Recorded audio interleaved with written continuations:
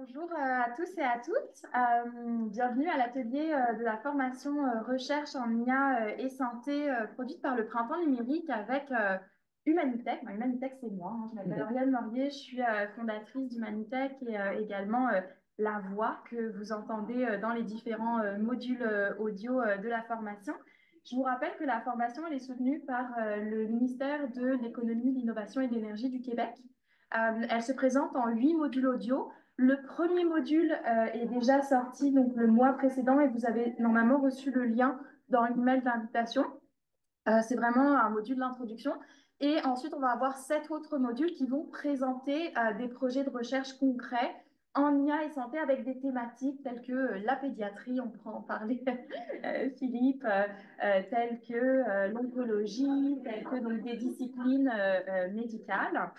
On a en fait donc cet atelier qui est un premier atelier de présentation déjà de la formation, un public qui est à la fois en présentiel, vous voyez, mais on a aussi des gens en ligne. On avait à peu près 200 inscriptions, à la fois en présentiel et en ligne, ce qui permet un bon reach là au niveau des étudiants. Et ça s'adresse en particulier aux étudiants en sciences de la vie et de la santé. L'idée, c'est vraiment, avec ces modules audio-là, puis ces ateliers de validation des connaissances, en fait, d'encourager à poursuivre les études, à poursuivre la carrière en recherche. Donc, c'est un petit peu la finalité. Mais en fait, en vrai, ça s'adresse à tout le monde qui est intéressé par la recherche en IA et santé, hein, vraiment. J'ai le plaisir aujourd'hui d'accueillir 3 panélistes qui vont aussi encadrer la partie exercice puis le speed dating. On va en parler. Je vais leur laisser tout à l'heure au moment du panel l'occasion chacun de vous présenter un petit peu plus en profondeur. Donc là, je vais juste les nommer. Donc on a Annabelle Camille de l'Université de Sherbrooke. Merci beaucoup d'être là. On a Philippe Després de l'Université de Laval et Philippe Jouvet de l'Université de Montréal. Donc, on a vraiment une belle représentation ici des différentes universités québécoises, là, en tout cas des 3 grands pôles. Donc, l'atelier va vraiment se dérouler comme suit. On a une partie un petit peu panel. Donc, on va avoir d'ailleurs deux des personnes, donc Annabelle et Philippe, sont dans le premier module audio de la formation. Et Philippe Jouvet siège sur le comité expert de la formation, parce qu'on a 2 comités, un comité expert et un comité étudiant pour la formation. Et donc, l'idée, c'est d'aborder un petit peu ce que c'est que la recherche en IA et santé, puis avec une série de questions. Donc, ça va être, on va dire, les premières 30 minutes. Ensuite, on a une petite étude de cas qui a été réalisée par Annabelle et complétée par Philippe, qui va vous être amené, puis ça va vous amener à réfléchir en fait aux enjeux de la recherche en IA et santé, puis au niveau des données, au niveau de l'éthique, au niveau du légal, etc., etc. Et en dernière partie, une chose importante, c'est que pour les gens qui sont en ligne, cette partie en fait exercice va être animée par 4 étudiants du comité étudiant qui sont en ligne eux. Donc le panel va être comme retransmis en direct, mais après on va avoir les mêmes exercices mais séparés, présentiels et en ligne parce que c'était trop compliqué d'essayer de gérer les deux ensemble. La dernière partie, c'est ce que j'appelle le speed dating. Donc, encore une fois, vous allez pouvoir en fait, vous regrouper autour de soit Philippe, soit Annabelle, pour poser des questions, soit des questions sur leur recherche. Donc, qu'est-ce qu'ils font, si ça vous intéresse d'approfondir un petit peu plus ce qu'ils auront présenté, ou également des questions sur votre carrière à vous. Comment est-ce que je choisis un sujet de maîtrise, de PhD, de postdoc, où est-ce que je trouve mon financement, quels sont les différents laboratoires qui existent ou comment est-ce que je peux prendre connaissance des projets qui se font actuellement. Donc, tout un tas de... Vous allez avoir la chance d'avoir un insight là, puis de pouvoir poser vos questions à nos 3 panélistes qui se font une grande joie de vous répondre. Est-ce que ça fait du sens pour tout le monde? Oui, y a-t-il des questions à ce stade? Non. Donc, sans plus tarder, je vous propose de commencer tout simplement avec le panel. Donc peut-être la première question que j'aimerais vous poser à tous les trois là, c'est de vous présenter un petit peu plus, de parler un petit peu de votre spécialisation et du type de projet que vous menez, peut-être en, je sais pas moi, 30 secondes, 40 secondes chacun. Une minute, allons-y. Soyons larges. Soyons larges. Je vais commencer. Donc, moi, je suis interniste. Je pense que je ne suis pas la seule à Laval, formée à McGill, mais à Sainte-Justine par la suite. Et j'ai fait une maîtrise en pédagogie de la santé. Et l'IA, c'est arrivé récemment parce que j'ai été longtemps présidente d'un comité d'éthique de la santé, d'éthique de la recherche pour la recherche en santé à l'Université de Sherbrooke. Puis, je me suis côtoyée à toute la notion de système de santé apprenant, utilisation secondaire des données. Et là, je me suis posé des questions vraiment de nature éthique.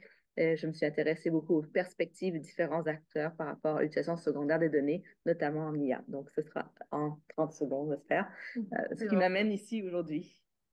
Oui, je prends le relais. Donc, Philippe Després, je suis professeur en physique, génie physique optique à l'Université Laval, spécialisé en physique médicale, en fait, la physique très appliquée, très près de l'ingénierie.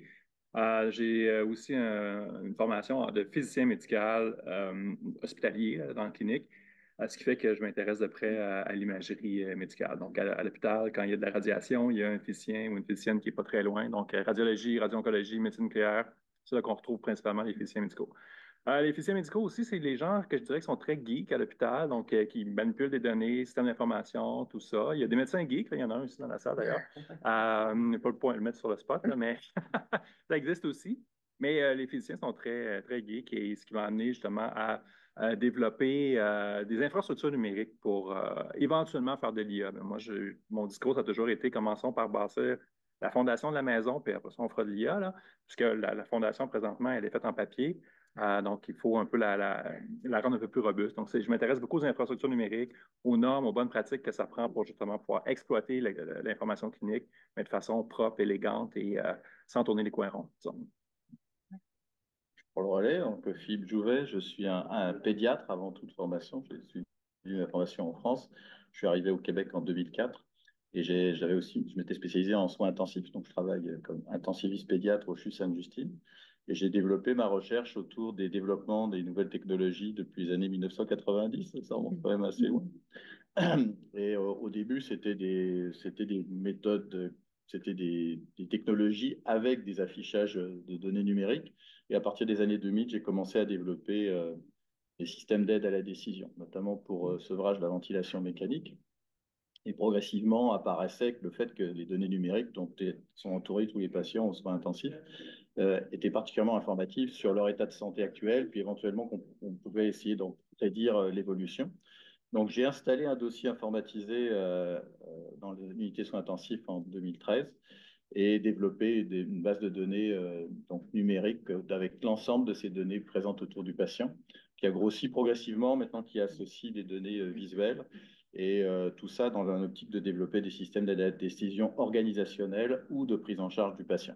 Donc, il y a un labo et je dirige un regroupement en intelligence artificielle appliquée aux soins aigus de l'enfant.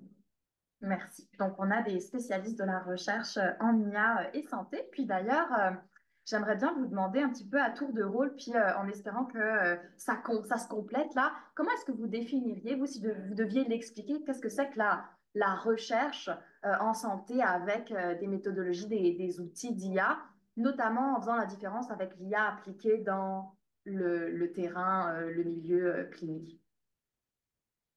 Qui voudrait commencer? Je sens Philippe qui fait. Ouais, vas-y, Philippe. Ta question, c'est de différencier l'IA, comment la recherche en IA en santé. Moi, je l'ai dit dans le balado, c'est un outil de plus dans notre boîte à outils essentiellement. Donc, c'est un outil qu'on comprend un petit peu moins bien que les outils qui étaient là précédemment. Donc, c'est pas des biostatistiques traditionnelles. On est capable d'expliquer le modèle. On comprend très bien que telle variable explique telle la relation de cause à effet très, très claire. En IA, c'est moins ça. Donc, ça amène d'autres enjeux. C'est pour ça qu'on crée des observatoires internationaux sur les impacts sociétaux de l'IA et du numérique. C'est un nouvel outil super performant pour certaines tâches, mais qui amène d'autres enjeux aussi. Mais ça reste un outil. Parfait. Puis, Ouais, c'est des outils qui permettent de reconnaître des situations. Quand on parle dans le domaine visuel, c'est essayer d'extraire ce que nous voyons comme cliniciens et de le mettre sous un format numérique. Ce patient a-t-il une détresse respiratoire, neurologique, cardiovasculaire? Est-ce qu'on est capable, à partir des données d'imagerie, d'extraire ces données?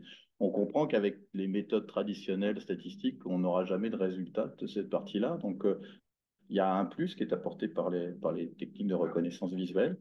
C'est sûr qu'on n'a pas. Après, il faut les matcher avec des données cliniques pour recouper les données. Donc, on est souvent sur des raisonnements qui sont multimodaux. Donc, il faut avoir des origines de données qui soient de différents systèmes et puis de les matcher ensemble, ne serait-ce que pour avoir l'âge.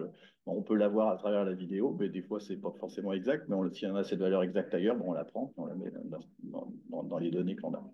Donc, il y a à la fois un côté donc algorithmique novateur dans les possibilités, et puis des données plus informatiques d'acquisition multimodale qui font appel à l'intégration d'un raisonnement médical. C'est un peu comme ça qu'on fonctionne. Donc l'idée, c'est pas d'aller totalement dans le néant, mais d'appliquer ce qu'on fait en médecine avec des données qui existent autour de nous. Je ne voudrais pas grand-chose. La seule chose que je voudrais ajouter, c'est peut-être pas juste, c'est pas l'IA, mais il y a plusieurs sortes d'IA. Puis effectivement, c'est des outils qu'on devrait utiliser pour faire du sens dans des situations qui sont très complexes avec des données qui sont très massives, très nombreuses et très différentes. J'aimerais bien qu'on revienne un petit peu sur, vraiment, je vais appeler comme ça, il y a un gap là entre le développement d'outils d'IA au niveau de la recherche, puis leur application en milieu clinique.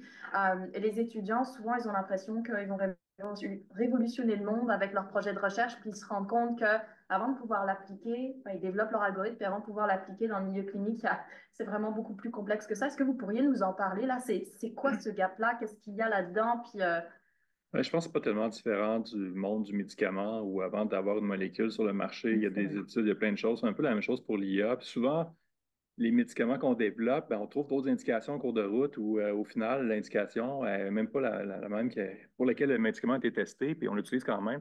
Mais l'IA, c'est un peu ça aussi. Il y a des trucs qu'on n'a pas vu venir, puis qui maintenant prennent de la place. Donc, le gap, il est aussi réglementaire. Et on a besoin d'avoir de certifier ces solutions-là, de les homologuer. Donc, c'est pas. On touche à l'humain. Dès qu'on touche à l'humain, ben là, il y a un niveau de risque qui est associé à ces dispositifs-là, ces logiciels à titre de dispositifs médicaux. Et il faut pouvoir comprendre tout ça avant de pouvoir lancer dans un milieu de travail, un milieu professionnel, un outil qui aura des comportements parfois insoupçonnés. Donc, il faut que ça soit très bien balisé. Et les mécanismes existent. Baliser ça, ça s'appelle Santé Canada ici. Donc, le gap, souvent, ce n'est pas la science qui fait la différence, c'est tout ce qui est rattaché à la certification de ces outils-là, ultimement. Puis, est-ce que tu voudrais rajouter sur le côté légal En fait, ce que j'allais premièrement dire, c'est que ça reste la recherche, c'est quand même des mécanismes semblables. Il faut d'abord, ça part d'un besoin. Puis c'est très intéressant d'établir d'où vient le besoin. Ça peut venir des professionnels de la santé, ça peut venir des patients aussi. Puis après ça prend une méthodologie bien alignée pour une question, un besoin, une question, une méthodologie alignée. Puis après ça, effectivement, il y a toute une série d'approbations. Donc, il y a un encadrement, comme pour la recherche, avec les approbations d'un comité d'éthique, comité scientifique, puis les approbations nécessaires du côté. Mais il faut surtout, on pourra le voir avec l'étude de cas, s'assurer qu'on répond à un besoin, qu'on pose une question intéressante. Oui, et puis dans la partie implantation, c'est sûr que pour implanter, il faut que ça s'intègre dans le processus de soins dans lequel on est. Oui.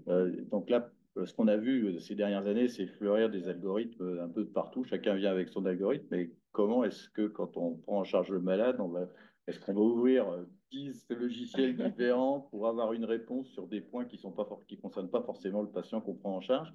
Donc là, il y a une idée d'intégration et de compréhension des flux de travail pour pouvoir intégrer ça dans les systèmes. Et des fois, il n'y a que cette partie-là qui bloque, tout le reste est bon, là. Mais si ça bloque, ça ne sera pas utilisé du tout. Donc, on voit qu'il y a différentes compétences qui sont nécessaires. Et la compétence ultime qui est celle de comment je fais pour l'intégrer dans mon milieu clinique, celle-là, elle est très importante. Puis, ce ce sont des étudiants et des professeurs qui ont une compétence particulière. Donc, c'est un peu la réunion de toutes ces spécialités qui permet d'aboutir à quelque chose qui va être utilisé en Il ne pratique. faut pas oublier qu'ultimement, c'est des humains qui vont utiliser la technologie à l'autre bout. Souvent, les humains ont de la difficulté à changer leur comportement. Donc, la gestion de changement dans des projets d'IA, c'est essentiel. Il faut le prendre dès le début aussi, parce que dès qu'on a affaire à des humains, c'est compliqué. Les machines, c'est facile en général. C'est peut-être une boucle, hein, parce qu'une fois qu'on l'a bien implanté, que les personnes utilisatrices l'utilisent comme il faut, ben après ça, il faut réévaluer et s'assurer que ça reste pertinent, que ça reste, c'est encore le bon algorithme pour la question, la population. Parfait. Puis, est-ce que vous pourriez m'exposer en fait l'un après l'autre un exemple de projet de recherche en santé avec de l'IA que vous menez, expliquer un petit peu ce que c'est que ce projet-là, puis quelles sont les retombées potentielles, juste pour nous donner en fait 3 exemples dans 3 spécialisations différentes de ce que pourrait être un projet de recherche en IA et santé. Tu peux commencer En fait, je pense que ce serait mieux que je passe en troisième, parce que moi, c'est un peu différent l'angle. Ok, Ouais. parfait. Alors, on va faire dans l'autre sens. Oui, on peut faire dans l'autre sens. Donc, j'ai plusieurs projets, mais celui que je pourrais énoncer là, je vous en ai parlé un petit peu, c'est l'utilisation de la vidéo pour la reconnaissance de la situation vitale d'un enfant ou d'un adulte. Et donc là, on utilise des caméras qui sont des caméras à couleur, 3D et thermographiques, qui sont réunies en un seul module. Donc là, on voit qu'il y a du développement hardware. Et ces caméras, on a développé une base de données d'enfants aux soins intensifs en conditions normales ou en conditions difficiles. Tous les avis des comités d'éthique, la constitution de la base de données. On a donc des séquences qui sont synchronisées avec l'ensemble des signes vitaux de l'enfant et des images. Et là-dessus, donc le premier travail sur lequel on a fait, c'était de reconnaître la détresse respiratoire de l'enfant. Donc on va analyser le thorax et l'abdomen, et puis on va mesurer le volume d'air qui rentre et qui sort à l'aide des caméras. Donc ça, on peut le faire à l'aide des caméras 3D parce qu'elles projettent un nuage de points. Et donc on détecte la fin d'inspiration, la fin d'expiration. Puis la différence entre les deux, c'est le volume d'air qui est rentré dans le thorax et l'abdomen. Puis on va valider ça vis-à-vis de spiromètres, le système de mesure de volume habituel, et avec une bonne fiabilité. Et donc ensuite, on a un algorithme qui nous permet d'avoir une idée, est-ce que le patient se fatigue, son volume diminue, ou bien est-ce il est anxieux, il augmente ses volumes, est-ce qu'il augmente sa fréquence, est-ce qu'il a une crise d'asthme, où là, il va allonger son temps expiratoire. Et le type d'application, donc la validation va se faire en soins intensifs parce que c'est là où on a les enfants les plus malades, donc on a les situations caricaturales. C'est sûr que l'application n'est pas tellement aux soins intensifs, mais plutôt en dehors. Puis moi, je le verrais sous la forme d'une application sur laquelle les parents puissent avoir accès et ainsi quantifier la détresse. Puis quand ils discutent avec un soignant, ils sont capables d'avoir une appréciation quantitative. Mais ça peut être aussi les soignants qui sont éloignés. On peut aller un peu assez loin dans le nord. Et on a aussi un contact avec une compagnie qui développe de l'autonomisation, de reconnaissance de l'état de santé pour aller dans l'espace. Donc la Lune, Mars, donc cette compagnie-là, on va développer ces algorithmes pour aussi les adultes un peu plus vieux que ceux que je soigne, mais jeunes, on va dire. Et donc, on voit l'application peut être assez grande. L'idée, c'est là, on est sur de la télémédecine, mais on est aussi, dès qu'on est éloigné de la Terre, là, le contact avec le médecin est déjà un peu plus difficile. Donc, on a une certaine autonomie dans sa prise en charge. Donc, on voit que ça peut aller loin dans le mode d'utilisation, puis ça part de l'expertise médicale, puis ça va jusqu'où ça peut aller. Le deuxième film. Oui, moi, c'est un peu moins original que ce que fait Claude Philippe. C'est plutôt relié à la vision numérique. Donc, je suis issu du domaine de la radiologie. On a des images. L'IA, le grand bond qu'il y a eu en 2012 avec AlexNet, c'est avec la base de données ImageNet. C'est un peu naturel que la radiologie aussi soit un domaine où l'IA s'épanouit, disons. Donc, on a un projet en cours, détection de nodules pulmonaires dans le programme québécois de dépistage qui roule depuis peut-être 3 ans maintenant. Donc des fumeurs, des fumeuses, ex-fumeurs, fumeuses qui sont scannés, des gens qui ont entre 50 et 69 ans, je pense. Et là, on trouve des nodules. 8 fois sur 10, on en trouve, là, et ça prend beaucoup de temps aux radiologistes de lire ces images-là une par une. Ça surcharge un système de santé qui est déjà surchargé. Donc, l'idée, c'est vraiment d'avoir une IA qui va détecter et peut-être caractériser ces nodules-là pour pouvoir faciliter leur prise en charge, faciliter aussi, en fait, augmenter la productivité des cliniciens. Donc, ça, c'est vraiment très classique comme problème. Je m'intéresse aussi au tout le côté sémantique. Donc, on a, bon, pour faire de l'IA dans ce domaine-là, en imagerie, on a souvent besoin d'apprentissage supervisé. Et les annotations elles-mêmes, là, donc de trouver des cliniciens qui vont venir contourer nos nodules, là, ça, c'est pas facile. Okay? Ils sont très, très occupés. Donc, quand c'est le temps de faire ça pour la recherche, ben, ils n'ont pas le temps, tout simplement. Et c'est tout à fait incompréhensible. Donc, ce qu'on vise aussi, c'est que bon, les radiologistes produisent des rapports, qui sont des rapports en prose, c'est des paragraphes de texte, donc du texte libre. Il y a une richesse d'informations là-dedans. Il y a des étiquettes qui sont là-dedans aussi quelque part, mais avec nos moyens limités, on n'est pas capable de les extraire, à part si un humain passe là-dessus et dit, OK, ben, finalement, c'est telle pathologie, telle localisation et telle sévérité. Maintenant, avec les LLM, ben, là, on est capable de faire ça de façon un peu plus automatique. Donc, les LLM ont changé quand même pas mal de choses. La puissance qui a été dévoilée par les chats GPT de ce monde a fait en sorte que des applications comme ça, d'extraction sémantique, deviennent possibles. Donc, on s'intéresse aussi à cet aspect-là. Merci. Je ajouterais la dermatologie, c'est probablement l'autre endroit en plus d'imagerie où vraiment on a besoin d'algorithmes parce qu'il y a vraiment beaucoup de besoins et peu d'effectifs. Moi, dans mon champ de pratique, c'est la médecine obstétricale, c'est vraiment beaucoup des outils de prédiction, donc prédiction d'après-éclampsie, mais je vais vous amener ailleurs. Moi, ce qui m'intéresse, j'accompagne des chercheurs comme ça pour essayer de penser aux angles morts, aux autres perspectives. Donc, par exemple, je travaille avec Martin Vallière, qui est à l'Université de Sherbrooke, qui, lui, s'intéresse à tout ce qui est radionomique aussi et oncologie. Donc, lui, s'intéresse beaucoup à l'utilisation de l'IA dans la trajectoire d'onco et je fais une sous-partie de son projet de voir à quel point les patients usagers au CHUST à Sherbrooke souhaitent en savoir sur l'utilisation secondaire de leurs données en recherche en IA. Donc, on est en train de faire un projet, il est presque complété, où dans la trajectoire onco, ils avaient accès à des affiches sur le mur et qui leur donnaient un premier niveau d'information sur l'utilisation secondaire de leurs données, parce que c'est fait actuellement sans consentement, mais nous, on voulait voir à quel point il y avait des besoins d'information. Et sur la fiche, il y a un code QR et le code QR amène à un site web et le site web amène à des vidéos. Donc, c'est vraiment une stratégie d'information qui est étagée et on voulait voir à quel point les personnes usagères, par le biais d'un sondage qu'on leur envoyait, parce que quand on est en enco, on y va quand même assez régulièrement pendant quelques mois. Et donc, on voulait voir la visibilité et les besoins. Donc, on est en train de regarder ça. Le problème premier qu'on a eu, c'était la visibilité, parce que les règles aussi de l'Estrichu faisaient en sorte qu'on ne pouvait pas juste faire des trop grosses affiches, puis il fallait avoir des endroits. Donc, je pense qu'il va falloir le refaire avec des plus grosses affiches et plus de visibilité. Mais on a quand même, c'est intéressant. Donc, la majorité des gens sont très satisfaits avec un niveau d'information très générique, savoir que oui, on les utilise, que c'est pour de la recherche, qu'il y a un comité d'éthique et ça leur suffit. Mais il y en a une certaine autre, bien, petit pourcentage qui veut vraiment aller beaucoup plus loin, qui ont des besoins d'information beaucoup plus grands. Et je m'intéresse beaucoup, ça c'est un exemple d'un projet, je m'intéresse aux perspectives des usagers ou des citoyens. Parfait, merci.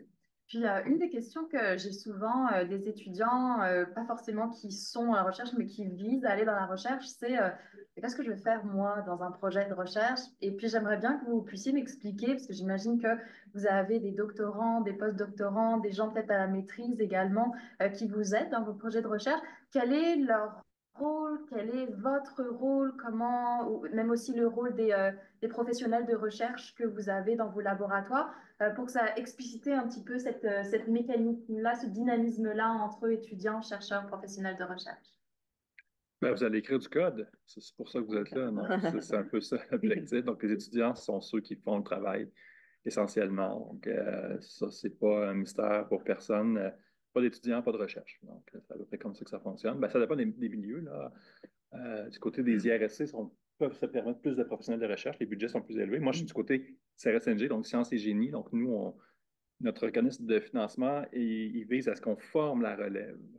Donc, c'est un peu une approche différente. Donc, nous, c'est les étudiants qui font la recherche. Quelques professionnels de recherche quand même qui aident à encadrer, donc qui développent une certaine mémoire du laboratoire. On a la chance de pouvoir les garder assez longtemps et qui contribuent justement à l'encadrement des étudiants, mais aussi à tout ce qui entoure. Là. Donc, écrire le code, c'est une chose, mais ça prend l'accès aux données, ça prend les autorisations éthiques, ça prend un paquet d'autres choses. Mhm. Les étudiants juniors qui arrivent ne sont pas nécessairement au courant de ça, donc les professionnels peuvent les guider dans ce cheminement-là qui est assez laborieux parfois. Parfait. Philippe? Oui, alors c'est ça. Au sein d'un centre de recherche qui est orienté vers des développements santé, ben on a plein de structures qui sont complémentaires. Bon, le comité d'éthique, on en a parlé. Là, si on n'a pas de comité d'éthique, on ne peut rien faire hein, parce qu'on n'a pas accès aux données.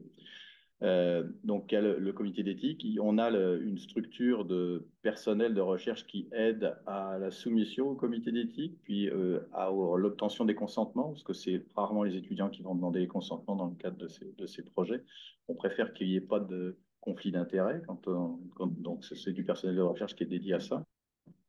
Et puis ensuite, on a le personnel qui travaille avec les données. Donc, on a l'extracteur de données, donc l'analyste, donc qui comprend de quelles données on parle, puis qui va être capable d'extraire un jeu de données.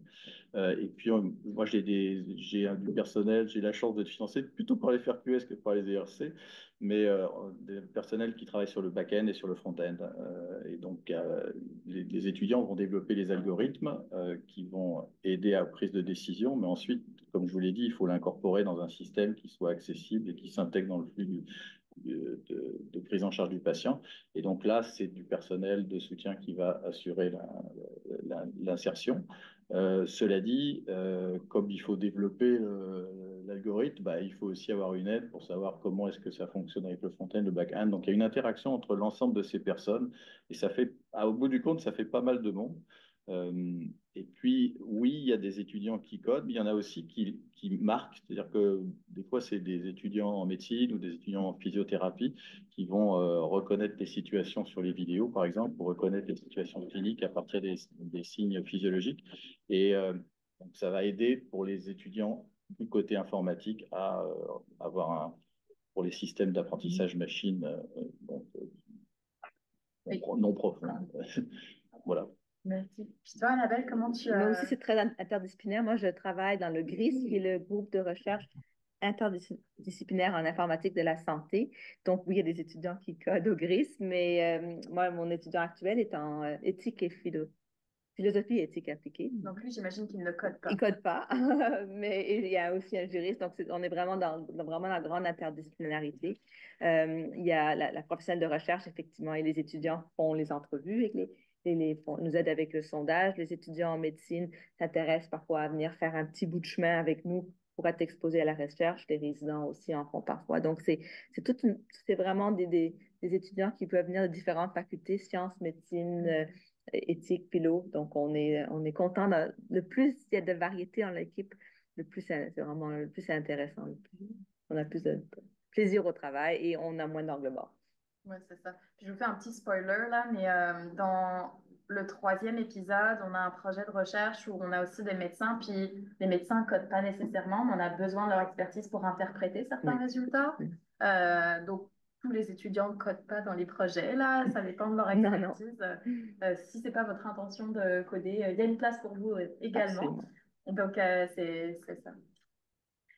Puis peut-être une dernière question sur, parce qu'on en a parlé, on l'a touché un petit peu effleuré, mais l'importance de l'éthique, des comités d'éthique de la recherche, puis notamment en IA là, pour l'accès aux données, la gestion des données, etc. C'est quand même assez important. Est-ce que vous pourriez, peut-être que Annabelle, tu pourrais déjà commencer juste par définir, parce que je sais que c'est ta spécialisation là, ce que c'est qu'un comité d'éthique de la recherche, quand on l'interpelle, puis peut-être après de Philippe, votre expertise de votre expérience avec ce type de comité-là. Comme ça, on complète. Ouais. Donc, un comité d'éthique de la recherche, c'est un comité qui est désigné par le ministère de la Santé, qui est composé de différentes expertises, donc juridiques. Il y a le représentant de la collectivité, il y a les scientifiques, puis il y a la personne spécialisée en éthique et spécialisée en juridique. Et donc, leur rôle, c'est d'approuver les projets. Donc, ils doivent, mais vraiment, pour moi, le rôle principal, c'est l'accompagnement du chercheur parce qu'en fin de compte, pour moi, s'il n'y a pas d'opposition, c'est vraiment un processus main dans la main pour que la recherche se déroule le mieux possible, le plus éthiquement possible, il n'y a pas d'opposition, à mon avis, dans les intérêts de chacun. Donc, c'était ma vision quand j'étais présidente, puis ça allait bien. Comme ça, je pense que c'est beaucoup mieux ce genre d'attitude. Puis, je peux vous dire rapidement que j'ai siégé à un comité des FRQ. On voulait voir avec différents autres présidents de comités d'éthique, incluant Geneviève Cardinal, à quel point est-ce qu'il fallait changer notre regard quand c'était de la recherche en IA. Puis finalement, après beaucoup de discussions, on s'est rendu compte qu'en gros, c'est la même évaluation. C'est juste qu'il y a le problème, comme tu nous expliquais, de ne pas savoir la finalité quand c'est de l'IA exploratoire, par exemple. Donc, il fallait qu'à ce moment-là, que le comité d'éthique se fie plus sur le suivi actif du projet pour voir comment les choses se déroulaient, parce qu'on ne pouvait pas, au temps zéro, savoir exactement qu'est-ce qui allait être le résultat de recherche. Mais sinon, ça demeure la même évaluation au début, puis le même suivi. Voilà. On a vu émerger deux écoles de pensée dans les comités d'éthique, OK. des gens qui disaient ben non, si tu ne me présentes pas toutes tes variables, toutes les méthodes statistiques que tu vas utiliser, je ne peux pas approuver ton projet. Puis là, on disait, ben ouais, mais l'IA, le propre de ça, c'est justement qu'on donne les données, puis l'IA fait des hypothèses à partir de ça. Je ne peux pas la déduire tout de suite, mon hypothèse, j'ai besoin de laisser l'IA faire. Puis ça, c'était vu comme une partie de pêche par certains comités d'éthique, puis ça, c'est apparemment des choses qu'on ne fait pas. Donc, mais si ça nous donne des résultats, c'est fou de s'en passer. Donc là, je pense que les comités d'éthique ont quand même apprivoisé la chose. Mais les comités d'éthique il y a parfois des gens qui sont un peu, je dirais, militants selon les comités. Là, le tien, tant mieux si ça a bien été, mais parfois, c'est des combats, là, parce qu'on arrive avec des trucs, des technos qui n'existaient pas il y a 10 ans, des méthodes qui n'existaient pas il y a 10 ans. Donc, on dit, je vais mettre mes données, je vais prendre les services de AWS, d'Amazon, le comité d'éthique voit ça, là, associe ça à une boutique en ligne, ils ne comprennent pas. Donc, il y a beaucoup d'apprentissage, de pédagogie à faire aussi à ces gars-là. C'est les expertises qui doivent être au sein du comité qui ne sont pas évidentes à trouver non plus. Donc, on prend des gens maintenant qui connaissent l'IA, qui connaissent le numérique. Donc, ce n'était pas le cas avant. Donc, on était très dans le médical. Les gens connaissaient bien les questions biologiques, là, mais quand on arrivait avec du numérique, là, c'était une autre chose. Donc, globalement, je pense qu'il y a eu un réajustement. Et tu as été témoin de ça, Annabelle. Là, puis je pense que là, maintenant, il y a vraiment l'optique d'accompagner et de baliser, d'encadrer pour s'assurer que les choses sont faites selon les bonnes pratiques. Oui, c'est ça. Alors, tout projet qui va utiliser des données cliniques doit avoir un sens scientifique et doit se faire dans le respect de la confidentialité des données. Et donc ça, c'est pour chaque projet, on a besoin de déposer un protocole qui donne l'ensemble de ces informations. Bon, on a vécu l'évolution des lois là sur les dernières années. Je dois avouer que c'était un peu pénible parce que dans un temps, on devait envoyer un formulaire qui devait à la CAI, donc la commission d'accès à l'information. Puis là, il y avait une personne qui était chargée de voir tous les formulaires qui arrivaient, même pour une étude rétrospective qui n'avait rien d'IA, je vous rassure. Donc là, ça a été très pénible pendant un an, puis là, ça vient de se simplifier, donc c'est revenu dans les institutions. Donc bref, il y a une technicalité, mais chaque projet doit avoir un protocole qui est soumis et qui obtient l'approbation. Et alors, les données dont on parle, il faut créer des bases de données. Donc, les bases de données aussi ont besoin d'avoir un accord. Donc, on va déposer au comité d'éthique un protocole pour la base de données. Puis ensuite, on va déposer des protocoles pour utiliser la base de données. Une base de données a cette particularité que souvent on demande le consentement des patients qui consentent. Donc là, quand on va faire une étude dessus, on dit qu'on a déjà eu le consentement pour faire la recherche, donc ça simplifie quand même un peu les procédures. Bref, il y a toute une technicité, mais il faut passer par là.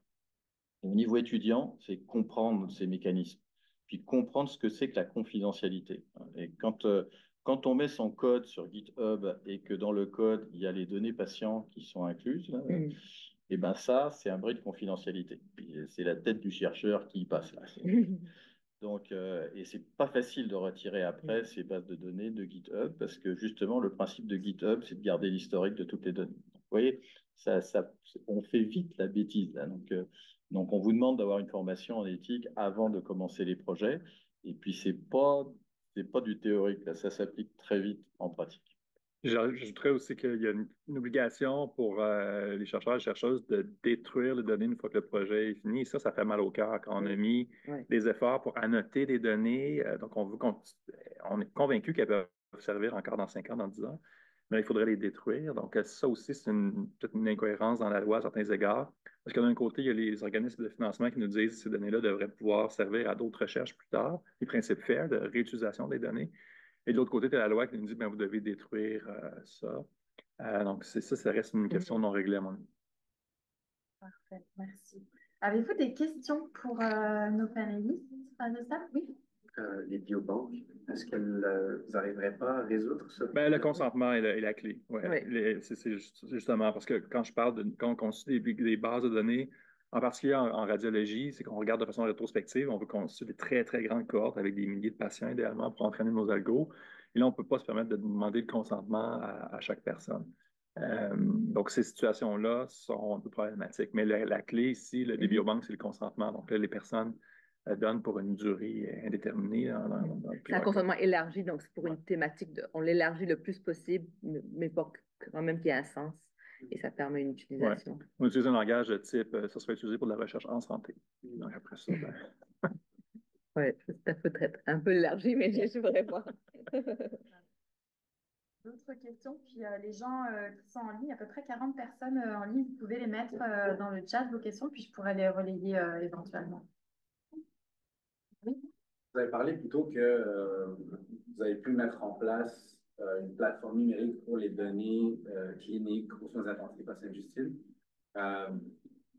Ayons vu dans le message à quel point c'est complexe de partir du papier et d'établir telle plateforme. C'est quoi les obstacles que vous avez passé à travers pour arriver au bout? Est-ce qu'on a 2 heures?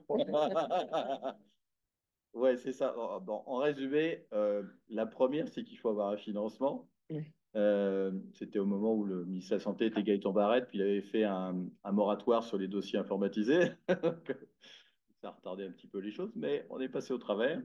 Donc, une fois que le financement est obtenu par la Fondation Sainte-Justine, ça a été le choix du dossier. Donc, ce sont des dossiers propriétaires. Donc, on avait pris le dossier de Philips Médical. Le gouvernement du Québec a choisi pour les années 2025 et au-delà le EPIC. Donc, le choix du dossier, puis ensuite, c'est l'implantation. Alors là, c'est la configuration du dossier, puis son implantation. Alors, comme on était les seuls au Québec, ben, il fallait adapter à la langue, il fallait modifier les processus de service pour les faire coller avec l'outil informatique. Donc, il y a une sorte donc, il y a un groupe de travail qui va déterminer comment on équilibre, qu'est-ce qu'on choisit de faire et de ne pas faire dans le service. Et donc, il y a toute une formation à faire au sein de l'unité. Hein. Les unités de soins intensifs, c'est là où il y a le plus de personnel. Donc, c'est 120 infirmières, c'est 40 inhalothérapeutes, 20 médecins et puis un peu d'autres personnel. Donc, ça fait quand même beaucoup de monde à former. Et ensuite, on peut démarrer, on change, on peut le faire, c'est un jour donné. C'est-à-dire que la veille, vous êtes en papier, le lendemain, vous êtes informatisé. Vous ne pouvez pas avoir 2 systèmes qui fonctionnent en même temps dans un service. Donc, la date, par exemple, était en octobre, puis décembre, puis on n'était pas tout à fait prêt, la période de Noël. Donc, ça a été le 8 janvier 2013. Donc, on a commencé, puis je m'en souviens encore. Et donc voilà, il y a tout ça. Puis, il faut s'assurer que la sécurité des patients est assurée dans le même temps. Donc, c'est pas simple. Mais à l'échelle du Québec, c'est des centaines de groupes, une centaine de groupes de travail qui s'activent pour le déploiement du dossier santé numérique présentement, EPIC. Là. Donc, c'est beaucoup, beaucoup de gens qui sont mobilisés pour justement faire cette transition-là qui arrivera dans 2 CIUS, le 25 novembre 2025, je pense, ou en novembre 2025. On va voir, ouais, c'est ça. Moi, ça avait pris 2 ans de configuration pour l'installation, pour un service. Et le reste n'était pas informatisé. Donc, quand le patient sort des soins intensifs, il faut qu'il y ait du papier. Ouais. Super. Ben, ce que je vous propose, c'est de garder les autres questions que vous avez pour le moment du speed dating pour qu'on puisse enchaîner avec justement le cas pratique là c'est ça. Donc merci beaucoup pour ce petit panel.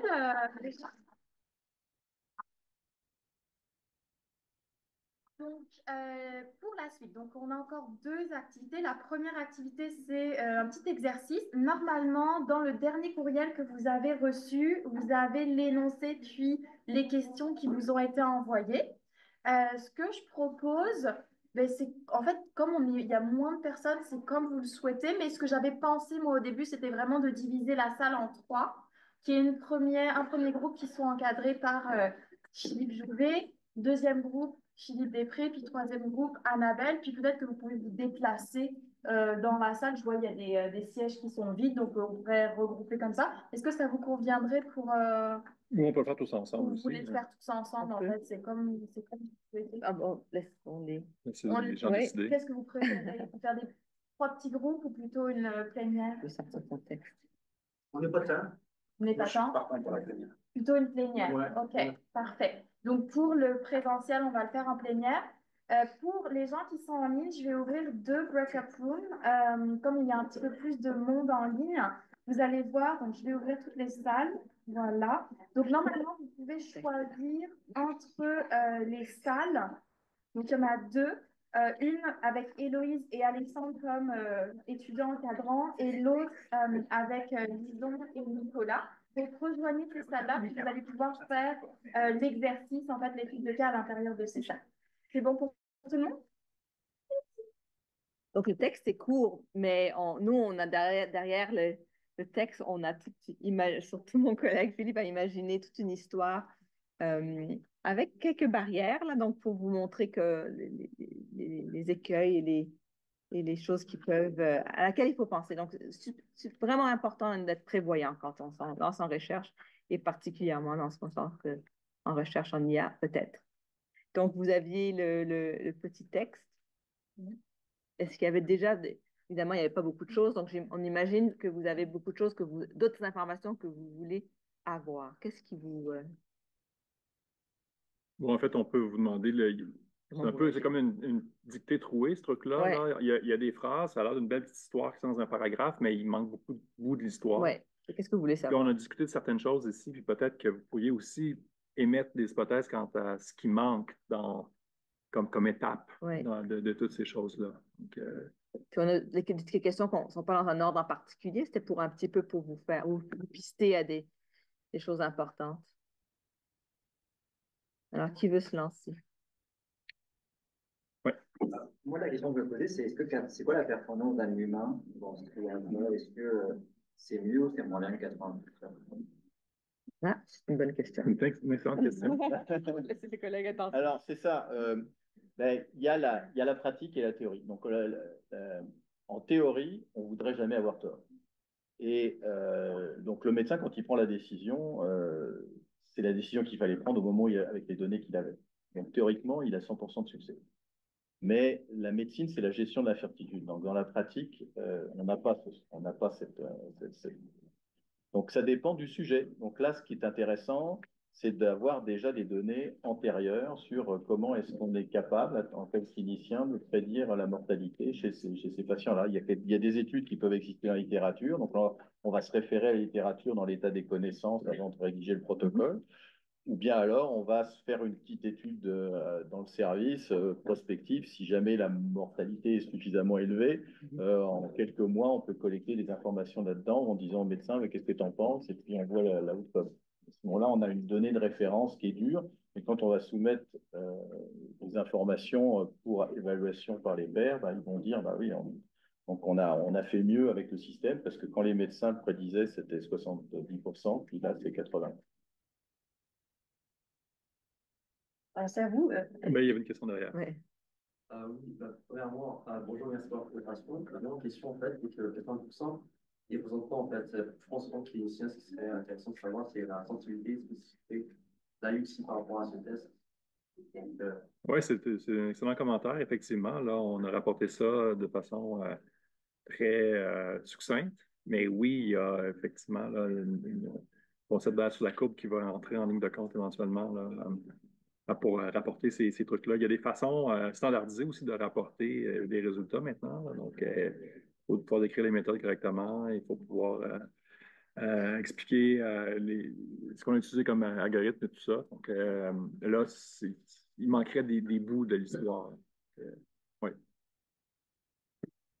La généralisation de cet algorithme-là dans de futurs hôpitaux, ça serait bien de savoir s'il y a assez de diversité dans les données qui ont été utilisées. Est-ce qu'il y a des gens de plusieurs backgrounds ethniques qui sont inclus, puis même est-ce que c'est balancé? Parce que si c'est trop hétérocentré au niveau des phénotypes, peut-être ça ne va pas bien s'appliquer à d'autres Tout à fait. sous-populations.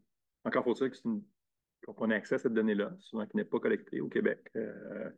Donc, ça cause. La nature particulière des données d'entraînement. Ben, l'ethnicité, c'est pas quelque chose qui est collecté. Donc, c'est difficile de savoir effectivement si c'est une population qui va être sous-représentée là-dedans. Et là, on ne l'a pas écrit, mais la taille de l'échantillon d'entraînement n'est pas spécifiée non plus. Donc, quel risque, selon vous, peut y avoir là, à faire ce genre d'exercice-là avec un petit jeu de données, par exemple? Un biais de sélection. Le fait que par hasard, on a choisi, je sais pas, 80% c'est des femmes, puis 20% c'est des hommes, ça change complètement la façon dont on peut analyser ça, puis généraliser. Exact. Puis, par exemple, aussi, si l'échantillon fait 250 individus et que là-dessus, il y en a une vingtaine qui sont décédés, puis le reste, donc les événements sont rares. Ça peut aussi causer des problèmes, selon vous, point de vue IA, point de vue entraînement? C'est pas balancé. Pas balancé, exactement. Donc tout ça, donc tous ces détails-là, en fait, manquent dans l'histoire, là. Ouais. Mais j'aimerais ça vous ramener aussi, juste avant de commencer, là, au départ, là, la personne dit, je vais faire un algo, je vais prendre les données, puis je vais entraîner mon algo. Et avant que la personne puisse faire ça, elle doit passer par quoi? On a discuté un peu. Demande d'éthique. Exactement, comité d'éthique. Mais même avant ça, moi, je dirais qu'elle devrait parler à ses collègues, pas juste les collègues locaux, mais les collègues. Est-ce qu'il y a vraiment un besoin? Est-ce que cette question de recherche, elle est pertinente? Puis peut-être parler aussi à des patients.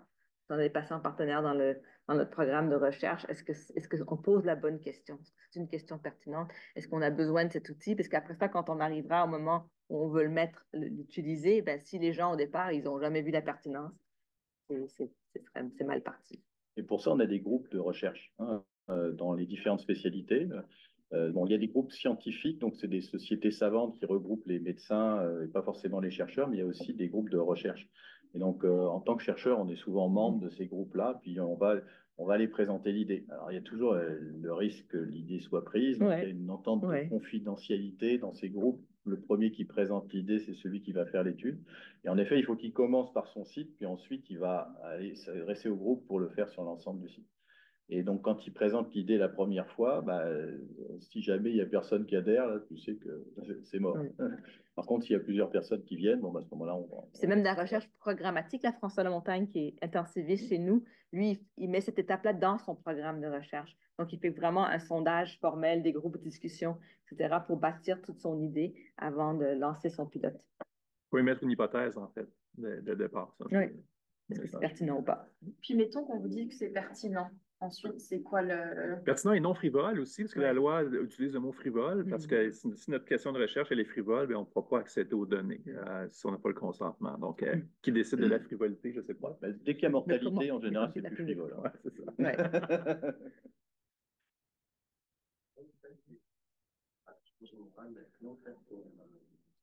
Choisir le threshold, par exemple, si 80% avant l'étude, comment vous l'établissez pour dire que peut-être le comité éthique accepterait ça? Donc, imaginons que vous faites finalement l'étude et que ça donne un résultat de 7%. Est-ce que finalement... Je dirais le seuil de signification clinique.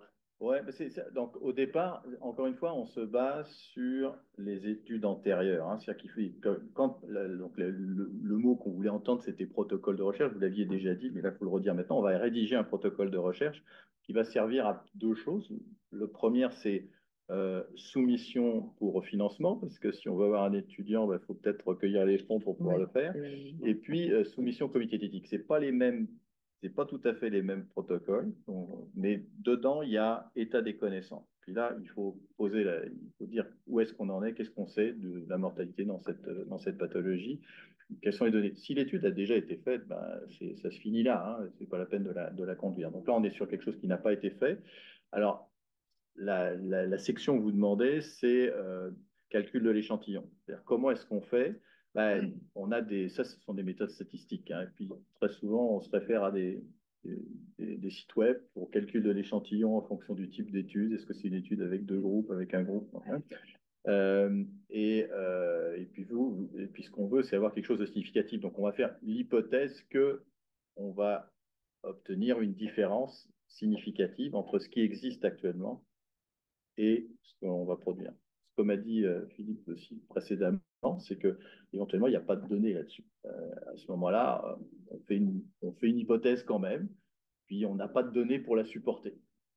Et puis, les comités d'éthique sont assez d'accord, parce que si on fait la preuve qu'il n'y a pas de données, bah, il faut bien avancer. Hein, donc là, en général, ça passe, entre guillemets, sur ce versant-là. Mais le mieux, c'est quand on a déjà des données. Donc des données préliminaires qui supportent l'étude qu'on va faire.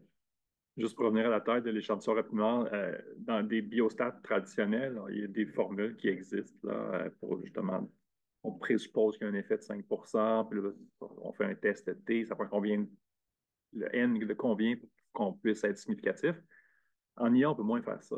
Il n'y a pas tant de formules mathématiques qui nous permettent de déterminer la taille d'échantillon.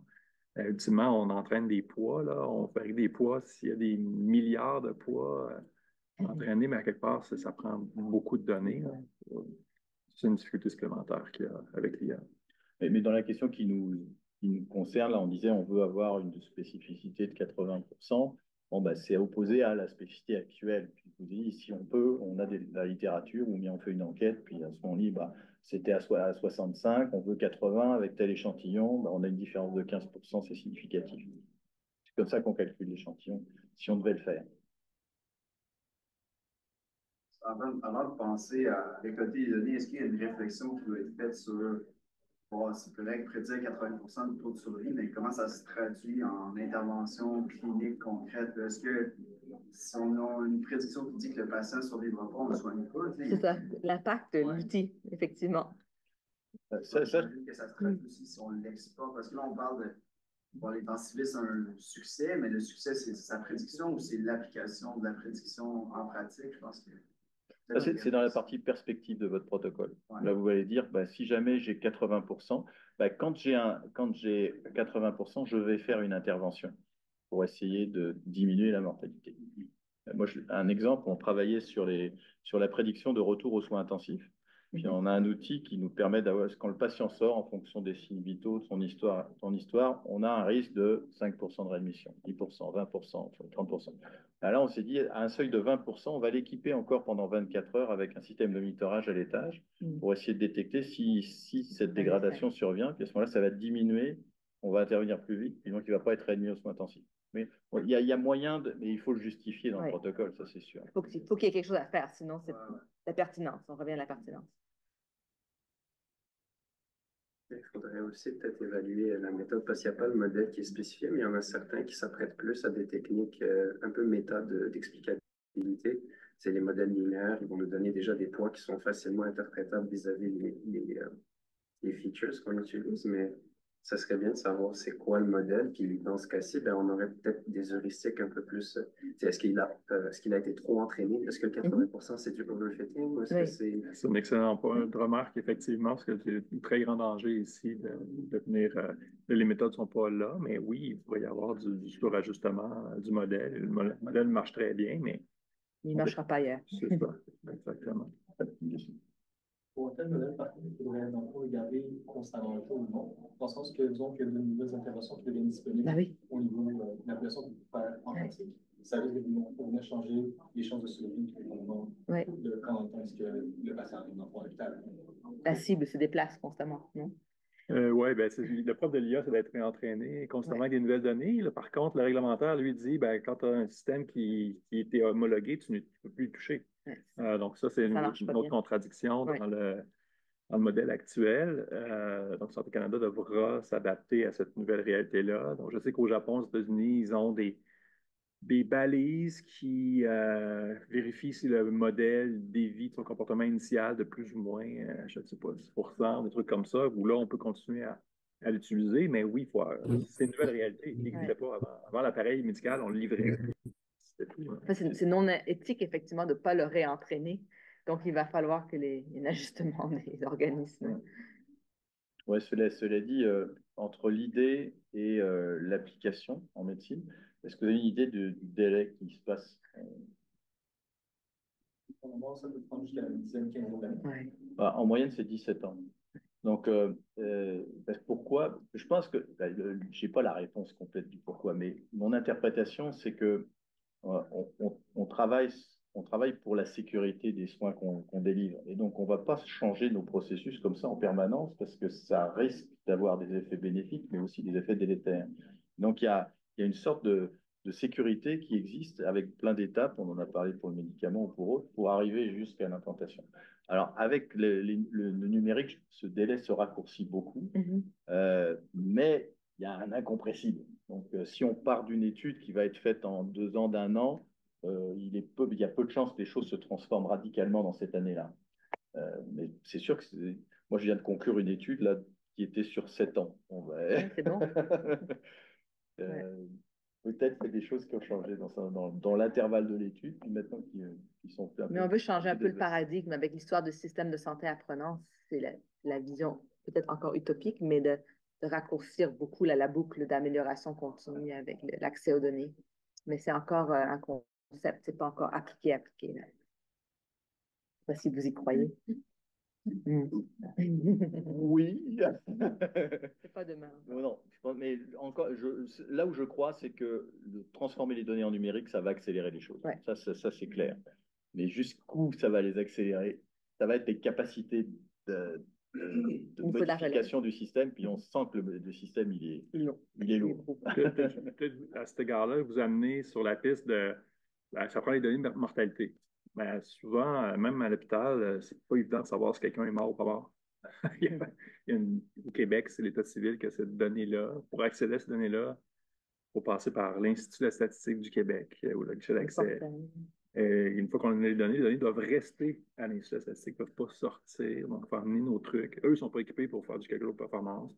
Donc, il y a plein d'enjeux comme ça aussi sur la qualité des données, la fiabilité des données qu'on a. Donc, est-ce que la personne est décédée ou pas? Ben, il y a une source au Québec qui le sait, à moins que la personne soit décédée à l'hôpital. Dans ce cas-ci, décédée à l'hôpital, dans le dossier, on peut retrouver, dans le dossier papier, peut-être, sûrement, il y a un certificat de décès, peut-être. Mais les données comme ça, là, ça semble simple de dire, OK, ben, c'est pas simple. Je vous propose de prendre une dernière question et après, j'aimerais bien aussi ramener tous les gens qui sont dans les break-up rooms ici pour que vous puissiez comme faire aussi une petite synthèse, revenir sur des choses qui ont été déjà dites par rapport aux trous qu'il fallait comme voir puis se poser les bonnes questions sur ça. Est-ce que ça ferait du sens pour tout le monde? Dernière question. Moi, c'est par rapport à la première question, là, de où sont les données, mais c'est plus par rapport à quelles données on décide de choisir dans ce genre de projet-là, parce que je pense juste à l'éventail, par exemple, juste des laboratoires qu'on peut avoir accès, mais admettons qu'il y en a un qui est super pertinent, mais qu'on n'a pas. Comment on gère le manque de données qu'on pense qui est pertinent? Est-ce que c'est par, je sais pas, des données proxy qui peuvent vouloir dire la même chose, mais pas nécessairement? C'est une excellente question. C'est le nerf de la guerre d'avoir accès à la bonne donnée. Accéder au poids de l'individu, à sa masse. Ça peut se retrouver un peu n'importe où, saisi par n'importe qui, de n'importe quelle façon. Ça va être un poids qui est mesuré en clinique versus un poids auto-rapporté, qui sont deux concepts différents. Il y a tellement de subtilité dans les données elles-mêmes que ça peut influencer le protocole. Parce que quand on va écrire le protocole, on va faire des hypothèses sur la base qu'on considère que ces données-là vont pouvoir prédire telle ou telle issue. Et après ça, ben, c'est de mettre à la chasse à ces données-là dans les centaines de systèmes d'information qu'il y a dans un hôpital. En soi, c'est 80%, 90% de l'effort dans des projets d'IA typiques en santé. Ça devrait s'améliorer, parce qu'une fois qu'on les organise mieux. Mais EPIC devrait nous aider, effectivement, là, parce qu'elles vont être consignées à un seul endroit. Donc, EPIC va rendre caduque des dizaines de systèmes d'information. Donc, tout est en silo présentement. Donc, là, il y aura une espèce de gros mammouth monolithique qui va contenir toutes les données du dossier. À peu près toutes les données. Mais certaines données très spécialisées, comme en oncologie, il y a d'autres systèmes d'information qui vont prendre le relais parce qu'EPIC n'est pas conçu nécessairement pour ça. Donc, ça demeure quand même, tout l'aspect ingénierie de données demeure un travail qui est souvent sous-estimé dans les projets d'IA, mais c'est un effort considérable. On vous donne beaucoup de relève pour ça. On parle de données manquantes. Et puis, donc ça, c'était ça. Comment on fait? Ben, c'est pas ça dépend des protocoles. Dans ce cas-là, si vous avez la mortalité qui manque, vous êtes mal barré. Hein. Mais bon, dans les facteurs de risque, il y en a aussi certains. Quand s'il manque, ça peut aussi faire capoter votre étude. Donc, quand vous l'avez conduite, à la fin, vous dites bah, j'avais tant de données manquantes sur telle variable ou telle autre dans l'article, puis les reviewers, ils acceptent ou pas le travail qui a été fait. Il y a les données erronées. Ça, on ne sait pas très bien comment les gérer parce que vous écrivez un truc puis c'est faux. Ça reste. Donc après, vous saisissez la donnée. Ou alors, quand vous la saisissez sur papier, vous l'écrivez dans votre cahier d'observation. Et puis, vous n'écrivez pas le bon chiffre. Bon, bah, ça y est, vous avez fait une erreur. Donc ça on considère qu'il y a... Donc, en général, on demande à ce qu'il y ait une relecture de 10% des données par quelqu'un d'autre. Mais bon, quand c'est des systèmes automatisés, on ne le fait plus. Donc j'ai aspiré, réaspiré tout le monde dans la session principale. Peut-être en 5 minutes, est-ce que vous auriez chacun, en relisant un peu l'énoncé, c'est face à cet énoncé-là en tant que chercheur, quelles sont les questions qu'on doit se poser? Puis c'est un petit peu ce qu'on a essayé d'amener avec la discussion là, à la fois ici en plénière, puis à la fois dans les breakout rooms, dans le Zoom. Mais peut-être que chacun, vous pourriez comme énumérer certains éléments que vous vouliez faire ressortir. Moi, j'aurais 2 mots, prévoyance et pertinence. Donc, prévoyance, c'est assurer qu'on sait où on s'en va, puis les collègues vont renchérir sur les données, etc., mais qu'on a pensé aussi à la phase implantation, qu'on répond vraiment à un besoin réel identifié par plusieurs personnes avec les bonnes méthodologies par la suite. Donc, prévoyance pour les appliquer dès le début, puis pertinence.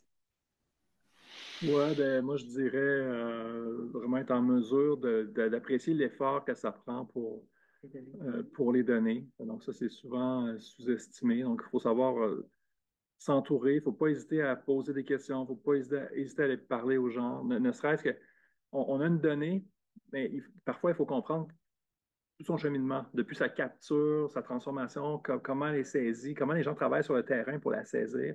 Et ça demande à descendre sur le plancher, comprendre vraiment les processus d'affaires dans un hôpital, comment ça fonctionne, pour vraiment comprendre cette donnée-là. Est-ce qu'elle a un sens? Est-ce que je lui accorde le même sens que lors de sa capture? Ça, c'est extrêmement important aussi. Je pense que je vous encouragerais justement à être extrêmement curieux sur le chemin de la donnée, comment comprendre qui sont les intervenants qui la saisissent, puis ce qu'elle représente vraiment au final.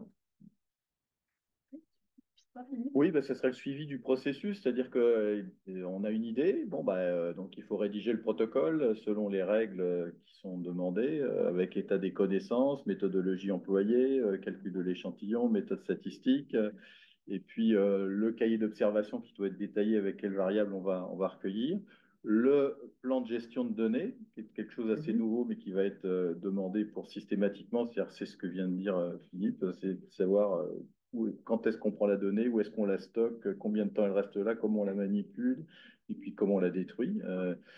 Et puis, donc le dernier point, c'est le FVP, là, donc, qui est un autre formulaire qui spécifie l'ensemble des variables, mais qu'on reprend à partir du cahier d'observation pour mettre dedans. Avec tout ça, disons, c'est réglementaire, et avec ça, vous avez bien encadré votre recherche. Parfait, super, merci beaucoup. Il nous reste 25 minutes, donc pour la dernière partie, ça tombe parfait. Donc je vous proposerai un petit speed dating. Donc là, ce serait vraiment chouette que vous puissiez aller dans la salle, vous asseoir, puis que vous puissiez aussi vous déplacer, puis pour pouvoir avoir une vraie conversation un peu one-on-one là, avec nos chercheurs, futurs chercheurs. Et puis au niveau du Zoom, moi je vais ouvrir 4 salles pour les 4 étudiants encadrants. Puis l'idée c'est que les gens puissent justement vous choisir vos salles, puis vous promener d'une salle à l'autre idéalement. Donc, c'est ça, je voulais vous remercier vraiment à la fois de siéger sur notre comité d'experts, puis de vous être prêté au jeu du module audio. C'était vraiment apprécié de partager votre expertise. Je voulais aussi, je ne les ai pas nommés tout à l'heure, mais je vais les nommer, remercier en fait les 4 personnes que vous ne voyez pas, qui sont en ligne, qui sont membres du comité étudiant de la formation et qui sont Alexandre Larouche, Héloïse Coyle, Lison Kardasevich et puis Nicolas Poudry. Donc, merci beaucoup d'avoir été là pour ça. Tout simplement pour dire de rester en fait aux aguets pour la sortie des prochains modules audio. Donc, les 7 prochains. Il y en a un qui va sortir en novembre, un en décembre. Puis après, normalement, un par mois jusqu'à avoir complété les 8. Et puis, normalement, l'année prochaine, à Montréal Connect 2025, il y aura le deuxième et dernier atelier de validation suite à la sortie de ces 8 épisodes-là. Merci beaucoup. Merci.